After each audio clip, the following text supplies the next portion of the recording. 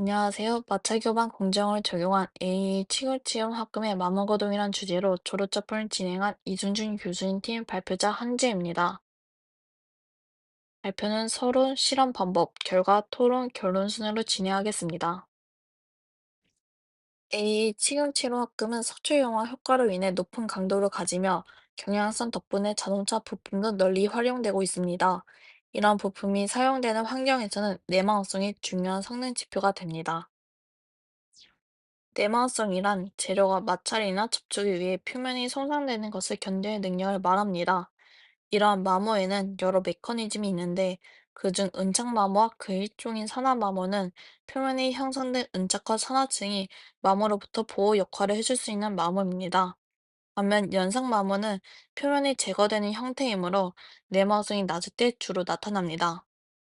본 연구의 목적은 이 치용치료 학금에 마찰 교반 검정을 적용했을 때 뇌마호성이 어떻게 변화하는지를 분석하는 것입니다. 마찰 교반 공정은 고체 금속 표면에 회전하는 공구를 접촉시켜 발생하는 기회적 작용을 통해 재료의 미세 조직을 향상시키는 기술입니다. 다른 공정과 달리 용량 없이 진행되므로 결함 없이 가공이 가능하다는 장점이 있습니다. 이 공정을 거친 합금은 열과 반영을 받은 스탈존과 열의 영향만 받은 해즈, 그리고 아무런 영향을 받지 않은 BM으로 구분됩니다. 따라서 본 연구에서는 마찰 교반 공정을 적용한 AH717 합금의 영역별 내망성을 비교하고 그에 따른 마모 메커니즘을 분석하고자 합니다. 이를 위해 다음과 같은 방법으로 실험을 수행했습니다. 공전 조건으로는 웨딩 스피드는 351m per min이며 노테이셔널 스피드는 600rpm으로 진행하였습니다. 마모 시험은 원버칙스 운동 방식으로 마모고를 50m부터 1000m 순으로 진행하였습니다. 먼저 각 영역의 초기 경도 값을 살펴보겠습니다. BM의 평균 경도는 약 176.7HV로 세 영역 중 가장 높은 값을 보였습니다.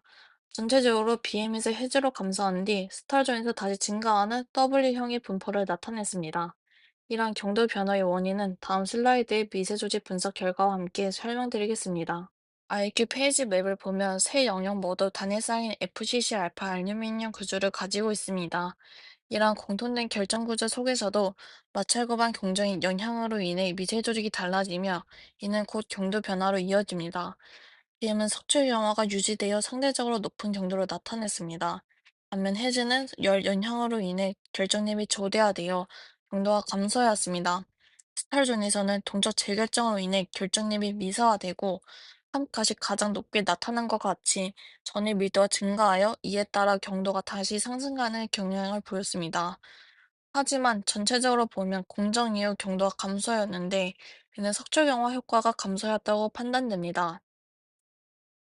이를 확인하기 위해 공정시 최고 온도를 추가로 분석하였습니다. 제시된 식을 이용해 공정시 스타존의 최고 온도를 구해본 결과 상태도에서 볼 수 있듯이 공정 중 발생하는 온도가 석조물을 용해시키게 됩니다. 따라서 마찰교반 공정 중 석조영하 효과가 감소하였고 그 결과 경도가 감소하였습니다. 앞서 살펴본 미세조지 변화는 재료의 내마모성과 밀접한 관련이 있습니다. 이제 이러한 결과를 바탕으로 마모 거동이 어떻게 반영되는지 분석해 보겠습니다. 마모 시험 후 3D 조도를 확인해 본 결과 BM, 해즈, 스터존 모두 마모 거리가 증가할수록 마모 트랙의 깊이와 폭이 점차 커지는 걸 확인할 수 있었습니다. 부중 스터존은 초기부터 깊은 마모가 형성되었으며 이후 거리 증가에 따라 마모가 급격히 진행되는 경향을 보였습니다. 앞서 본 3D 레이저 현미경을 바탕으로 데이터를 전연자로 분석한 결과입니다. 마모 폭과 깊이에 따른 마모량은 마모 거리가 길어질수록 누적되어 증가하며 비행보다 해저와 스타르존에서 더 크게 나타났습니다. 특히 스타르존에서 가장 극심한 마모가 발생했다는 것을 확인할 수 있었습니다. 여기서 웨어 레이트는 단위 하중 거리당 발생하는 마모량을 의미합니다. 그래프에서 보시면 스타르존에서 초기 50m 구간에서 매우 높은 값을 보였으나 이후 마모가 안정화되면서 비행과 해즈와 유사한 수준을 보였습니다. 마모량은 누적되기 때문에 계속 증가하지만 웨어 레이트는 초기 손상이 큰 뒤에는 상대적으로 일정해지는 경향이 있습니다.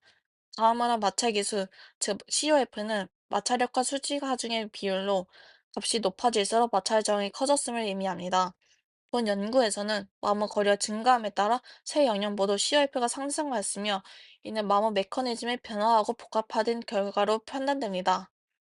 지금까지 결과를 보면 마찰급한 공정이 영향을 많이 받은 영역일수록 내마성이 낮아지는 것을 확인할 수 있었습니다.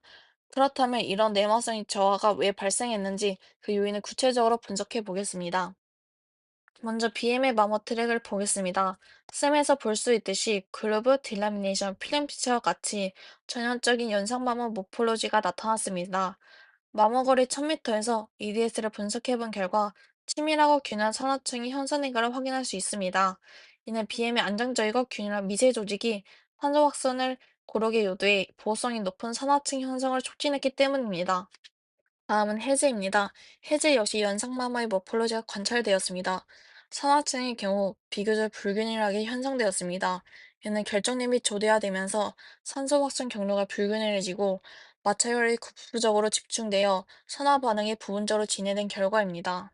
스타일존의 마모 트랙도 마찬가지 연상마모의 모폴로지가 나타났으며 결정림이 미세에 상대적으로 균일한 산화층이 형성되었습니다. 이처럼 미세 조직에 따라 산화층 분포가 다르게 나타났다는 것을 확인하였습니다. 나무 시험 후 단면에서 측정한 경도 분포입니다. 세 영역 모두 산화층 이의 표면이 보호되어 유사한 경도를 보이다가 이후 경도가 낮아지고 깊이 반향으로 갈수록 초기 경도값 수준으로 회귀하는 경향을 보입니다. 이러한 경도 차이에 따라 두 가지 층으로 구분할 수 있습니다. 첫째, 프로텍티브 오사이드 레이어로 초기 경도 대비 OHV 이하 감소한 영역입니다. 이는 산화층에 의해 표면이 보호되는 층입니다. 둘째, 소프트 레이어로 초기 경도 대비 OHV 이하 감소한 영역입니다. 이는 마찰열로 인해 연화가 발생한 층을 의미합니다. 이와 같은 기준으로 층 두께를 구해보았습니다. 그래프를 보시면 연하층 두께는 BM, 헤즈, 스타존 순으로 점점 증가합니다. 앞서 EDS 분석에서 확인했던 산화층 특성이 이 연하층 형성 차이로 이어집니다. BM은 균일한 산화층이 표면 보호막 역할을 하면서 열로부터 조직을 지켜주기 때문에 연하층이 가장 얇게 형성됩니다.